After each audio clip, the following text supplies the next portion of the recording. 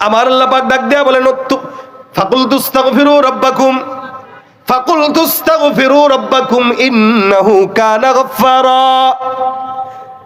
এ বান্দা, আমি তওবা করতে বললাম। কোন ঈমানদার বান্দা যখন তওবা করে, আল্লাহ পাক রব্বুল আলামিন বলেন, তোমরা তোমাদের রবের কাছে তওবা করো, নিশ্চয়ই তোমাদের রব তোমাদেরকে ক্ষমা করে দিবেন। সুবহানাল্লাহ।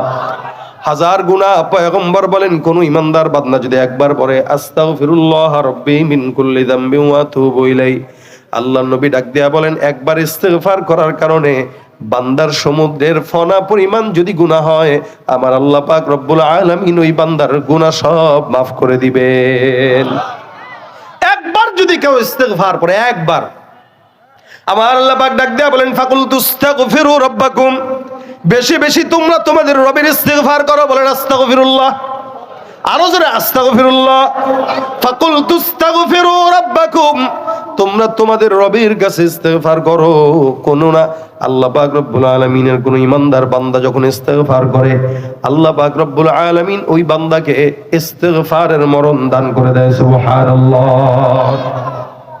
এ ভাইরা আমার, হাসান আল বসরি রাহমাতুল্লাহ আলাইহি বহুত বড় একজন বুজুর্গ।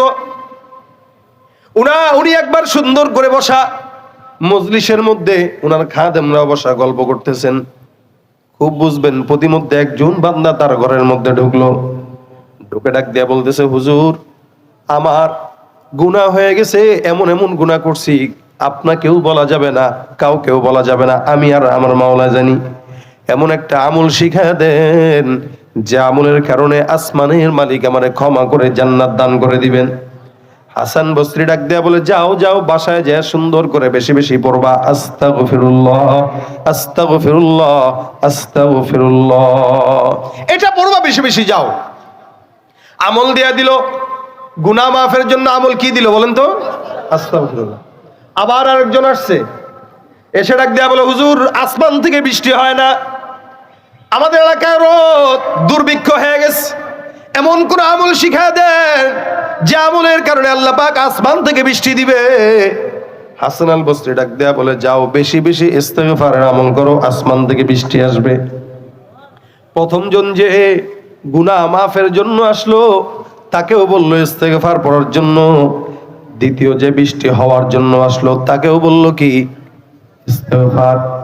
আবার আরেকজন লোক ঢুকলো, ডাক দেয়া বলতেছে, হুজুর, আমার সম্পদের অভাব, টাকা পয়সা নাই, বিপদের মধ্যে আছি, বউরে খাওয়াইতে পারি না, এমন কোন আমল শিখায় দেন যে আমলের কারণে আল্লাহর কাছে সম্পদের মালিক হতে পারবো, বলতে পারবো।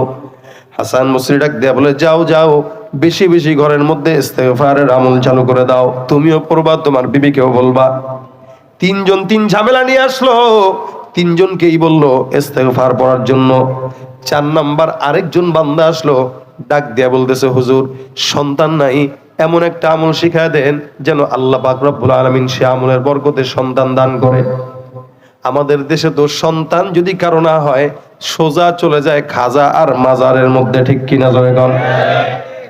মাজারে যায়, বাবার কাছে সেজদা যায়, সেজদা দিয়া তারপরে সন্তান চায়। আবার কেউ কেউ আছে সোজা ডাইরেক্ট বাবার কাছে বউ নিয়ে হাজির হয়ে যায়, বাবা অনেক দিন বিয়ে করলাম, সন্তান টন্তান হয় না, একটা সন্তান দেন।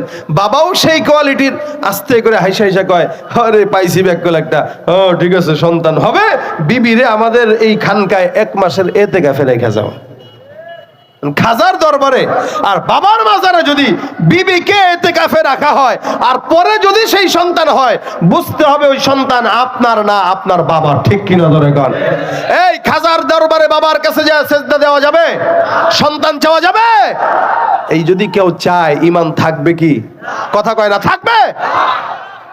আমাদের এই দেশে অসংখ্য মাজার আছে, আজমতি সেজদার নাম দিয়া শিরিক করতেছে, আছে না নাই?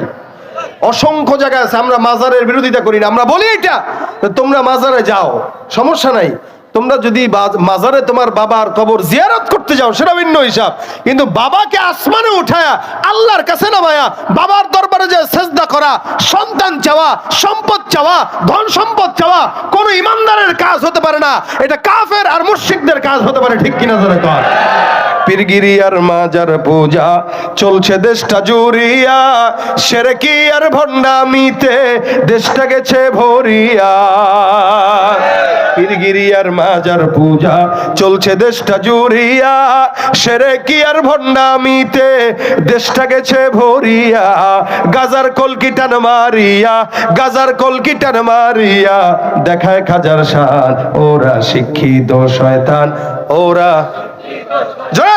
ওরা শিক্ষিত শয়তান, ওরা শিক্ষিত শয়তান। দুর্নীতির ওই আখড়ায় বসে, দুর্নীতির ওই আখড়ায় বসে জাহির করে জ্ঞান। কলম দিয়ে কামায় টাকা ধরে সাধুর ভান। ওরা শিক্ষিত শয়তান, ওরা শিক্ষিত শয়তান, ওরা শিক্ষিত শয়তান, ওরা শিক্ষিত শয়তান। ঠিক কিনা? পীরগিরি আর মাজার পূজা শিক্ষাঙ্গনের দিকে ভাইরে দেখো না চোখ মেলিয়া।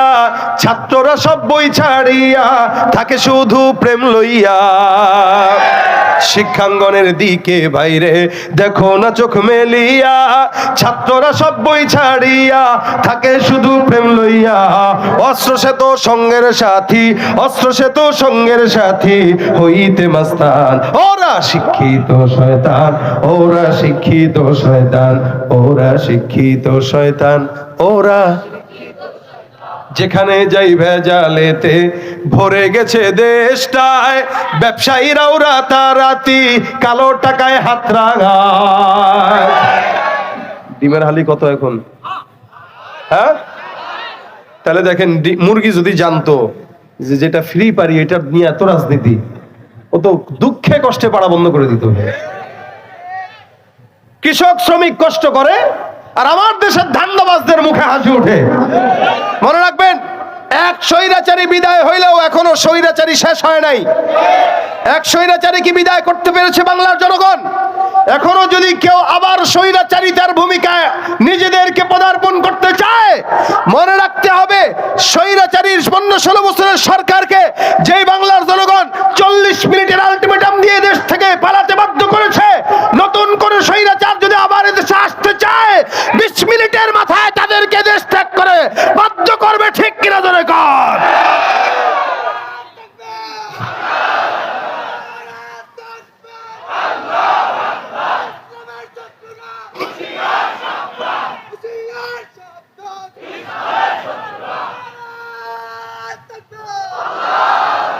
যেখানে যাই ভেজালেতে ভরে গেছে দেশটায়, ব্যবসায়ীরাও রাতারাতি কালো টাকায় হাত রাঙায়। ভেজাল থেকে বাঁচতে হলে, ভেজাল থেকে বাঁচতে হলে খোলা রাখো কান। ওরা, ওরা শিক্ষিত শয়তান, ওরা শিক্ষিত শয়তান, ওরা শিক্ষিত শয়তান। ঠিক কিনা ভাইরা আমার? শিক্ষিত শয়তান এখনো সমাজে আছে না নাই? বহুত আছে, বহুত। এই দেশে এক সরকার যাবে, এক সরকার আসবে। মনে রাখবেন, ইসলামী আইন ছাড়া শান্তির স্বপ্ন দেখাটা বোকামি ছাড়া কিচ্ছু না। কথা ঠিক কিনা ধরে কোন? আলেম নামেও কত দেখো টাকার মোহে পড়িয়া, স্বার্থের পিছে দৌড়াইতেছে কোরআন হাদিস ছাড়িয়া। জিহাদ ছেড়ে কেউ বা ধরছে, জিহাদ ছেড়ে কেউ বা ধরছে দরবেশেরই ভান। ওরা শিক্ষিত শয়তান, ওরা শিক্ষিত শয়তান, ওরা শিক্ষিত শয়তান, ওরা শিক্ষিত শয়তান। ঠিক কিনা ভাইরা আমার? সন্তান চাইলে কার কাছে? সম্পদ চাইলেও কার কাছে? হাসান বসরির কাছে এসে ডাক দেয়া বলে, হুজুর সন্তান হয় না এমন কোন আমল শেখায় দেন। এই কিন্তু হুজুরের কাছে সন্তান চায় নাই, কি বলছে? আমল দেয়া দেন। হাসান বসরি যা ডাক দেয়া বলে, যাও বাবা ইস্তেগফার পড়ো। প্রথমে একজন গুনাহের জন্য আসলো, ইস্তেগফার বলল। বৃষ্টির জন্য আসলো, ইস্তেগফার বলল। সম্পদের জন্য আসলো, ইস্তেগফার বলল। সন্তানের জন্য আসলো। আরেকজন ডাক দেয়া বলতেছে, হুজুর আমার ক্ষেতের মধ্যে ফসল নাই, এমন কোন আমল শিখায় দেন যে আমলের কারণে আল্লাহ পাক ক্ষেতের মধ্যে বরকত দান করবে। উনি ডাক দেয়া বলে, যাও যাও বেশি বেশি ইস্তেগফার করো। 5 জন আসলো, 5 জনকে একই আমল দিলেন। খাদেম ডাক দেয়া, হুজুর বুঝলাম না, আপনি কি আর কোনো আমল পারেন না? একটা আমল, তোর পীরের কাছে যদি 10 জন যায় বলে, আর 10 জনে যদি খালি একটা আমল দেয়, মানুষকে হুজুরে মনে হয় বেশি পড়ালেখা জানে না, একটাই শিখছে, এটা নিয়েই চালায় দেয় সব জায়গায়। হাসান বসরি হাসে আর বলে, কয় কেন? কয় 5 জন আসলো একই আমল, কারণটা কি? হাসান আল বসরি ডাক দেয়া বলে, 5 জন যে আসলো একই আমল দিলাম, কারণ এই আমলটা আমিও দেই না, আমার বাপেও দেয় নাই, দাদাও দেয় নাই। আমি যে আমলটা দিয়েছি, ওই আমলটা আমার আসমানের মালিক আল্লাহ রাব্বুল আলামিন দিয়েছে। সুবহানাল্লাহ। বুঝেন, আল্লাহ আমল দিয়েছে, কোনো পীর না, কোনো বুজুর্গ না। আপনি আপনার পীরের আমল পাইলে তো একদম 24 ঘন্টা আমল করতে থাকেন। মালিক যে আমল দিছে, ওই আমলটা তো আমাদের 24 ঘন্টা করা দরকার, ঠিক না? হাসান বসরি ডাক দেয়া বলে, আমার আল্লাহ কোরআনে বলেছেন, ফাকুলতু আস্তাগফিরু রাব্বাকুম ইন্নাহু কানা গফফারা। নিশ্চয়ই 1 নাম্বার, কোন বান্দা যদি ইস্তেগফার করে, ওই বান্দা যদি গুনাহগার থাকে, ওই বান্দার গুনাহ থেকে মুক্ত করে বান্দাকে মাফ করার দায়িত্ব আল্লাহর। এই জন্য আমার আল্লাহ বলেছেন, মুমিন গুনাহ হয়ে গেলে 1 নম্বরে আমল কি বলেন? ইস্তেগফার। 2 নম্বরে আমার আল্লাহ ডাক দেয়া বলেন, ইউরসিলিস সামা আলাইকুম মিদরারা। কোন ইমানদার যদি ইস্তেগফার আদায় করে, আমার আল্লাহ পাক রব্বুল আলামিন ডাক দেয়া বলে, ওই বান্দা আসমান থেকে আমি আল্লাহ ইস্তেগফারের মাধ্যমে সুন্দর রহমতের বৃষ্টি দান করব। আমলটা দিছেন কে?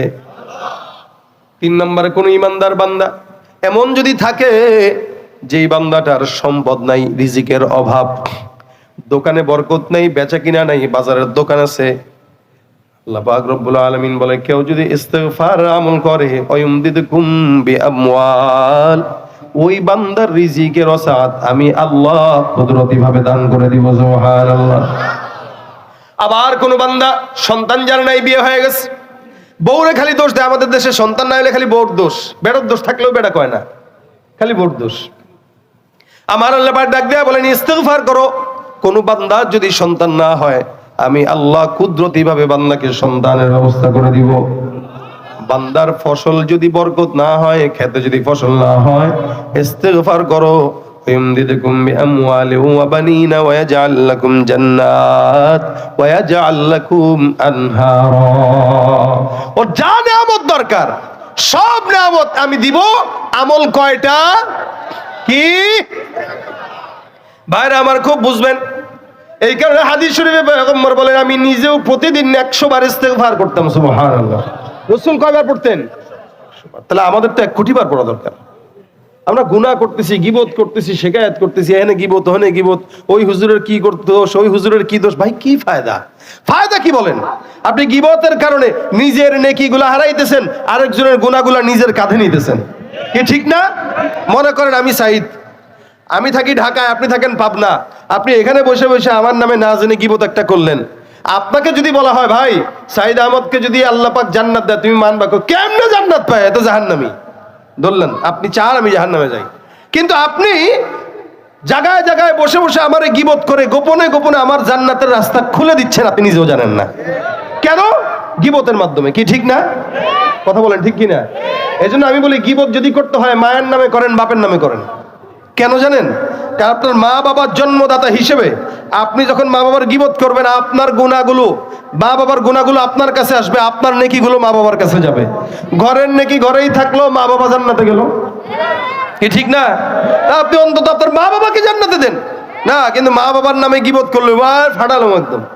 আমার মায়ের নামে কস, বাবার নামে কস, বাবার নামে কইলে গায়ে লাগলে একজন মুমিন ভাইয়ের নামে কিভাবে গীবত হয়? এজন্য আল্লাহ পাক বলেন, ইন্নামাল মুমিনুনা ইখওয়া ফাসলিহু বাইনা আখাওয়াইকুম। প্রত্যেকটা মুমিন ভাই ভাই। কেউ যদি কোনো ভুল করে, ইসলাহের নিয়তে একে শুধরায় দাও, এটা আল্লাহ পাকের আদেশ। সেটা না করে গীবত শিকায়াত করে অযথা নিজের গুনাহের আমলনামাকে ভারী করার কোনো দরকার নাই। ওই সময়টা ইস্তেগফার করেন, অন্তত নিজের গুনাহটা কমবে, বাড়বে না। রাজি আছেন পড়তে ইনশাআল্লাহ? হার টাইম হাতের কাজ আছে, পায়ের কাজ আছে, জবানের কাজ নাই।